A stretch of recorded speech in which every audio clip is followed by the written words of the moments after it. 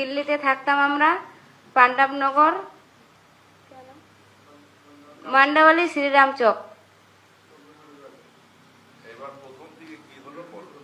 প্রথম দিন একদিন আমাদের ঘরে 4টা লোক এসেছিলেন। তারা এসে বললেন আমরা পুলিশের লোক, আমাদেরকে আধার কার্ড দেখান। আমি আধার কার্ড বের করে দিতে দিতেই ওনারা বললেন আপনার হাজবেন্ড কোথায়? আমি বললাম আমার হাজবেন্ড কাজে গেছে, ও এখন বাড়িতে নাই। ওনারা বলল আপনারা বাংলাদেশি, আপনারা এখান থেকে পালাবার চেষ্টা করবেন না। আমি বললাম আমরা যে বাংলাদেশি না, তো আমরা কেন পালাবো?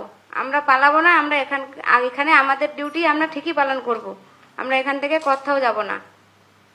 তারপরের দিন ওরা আবার 4 জন এসে, 2টা মহিলা 2টা পুরুষ এসে আবার বলল পুলিশের লোক আমরা, আমাদের সাথে আপনাকে যেতে হবে, আপনি হচ্ছেন বাংলাদেশি। আমি বললাম আমি মালদা ডিস্ট্রিক্টের লোক, আমি কিভাবে বাংলাদেশি? ওরা কিছু না শুনেই ওরা আমাকে একটা নির্মম জায়গায় নিয়ে গেল, নিয়ে যেয়ে ওখানে প্রচণ্ড অত্যাচার করতে শুরু করে দিল। ওরা বলল আপনার স্বামীকে এখানে নিয়ে আসুন। আমি বললাম,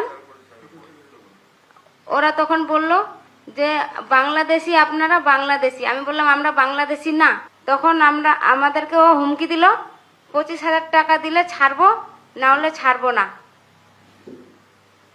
তখন ওরা আমাদের কাছ থেকে, আমি তখন আমার স্বামীকে ওরা ফোন করালো ওদেরই নাম্বার দিয়ে। আমি ফোন করার পর আমার স্বামী আবার আমার শাশুড়িকে ফোন করেছিল। আমার শাশুড়ি টাকাটা নিয়ে ওই জায়গায় পৌঁছেছিল। ওই জায়গাতে আমাদেরকে টাকা নিয়ে ওরা ছেড়ে চলে গেছিল। চলে যাওয়ার পর আমরা বাড়িতে গেলাম। বাড়িতে যাওয়ার পর সন্ধ্যার সময় পুলিশ ঢুকে গেল। পুলিশ, মিডিয়াওয়ালা সবাই ঢুকে আমাদেরকে মিডিয়াওয়ালা পুলিশের হাওয়ালে করে দিল। পুলিশ আবার আমাদেরকে থানায় নিয়ে চলে গেছিল। থানায় নিয়ে যাওয়ার পর আরো অত্যাচার শুরু করে দিল। বললো তোমরা পশ্চিমবঙ্গের লোক, পশ্চিমবঙ্গের লোক মানেই তো বাংলাদেশি, পশ্চিমবঙ্গ মানেই বাংলাদেশি।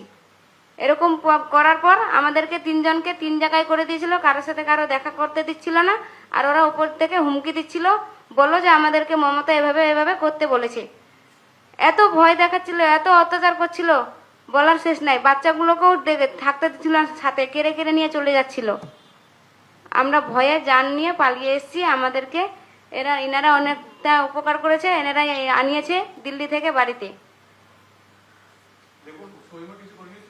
হ্যাঁ, সই তো অনেক জায়গায় করিয়েছে, অনেক জায়গায়, বলার শেষ নাই। আমাদেরকে কিচ্ছু বলেনি, ওরা সাইন করিয়ে নিয়েছে।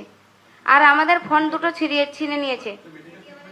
মেডিকেল ট্রিটমেন্টে গেছিলাম, আমাদের কাছে ওই কাগজও আছে, কিন্তু ওনারা বলেছিলেন লাল বাহাদুর হসপিটালে বলেছিল 9টার সময় আল্ট্রাসাউন্ড করানোর জন্য। ওরা আল্ট্রাসাউন্ডও করায়নি, বাচ্চাটার ট্রিটমেন্টও করায়নি।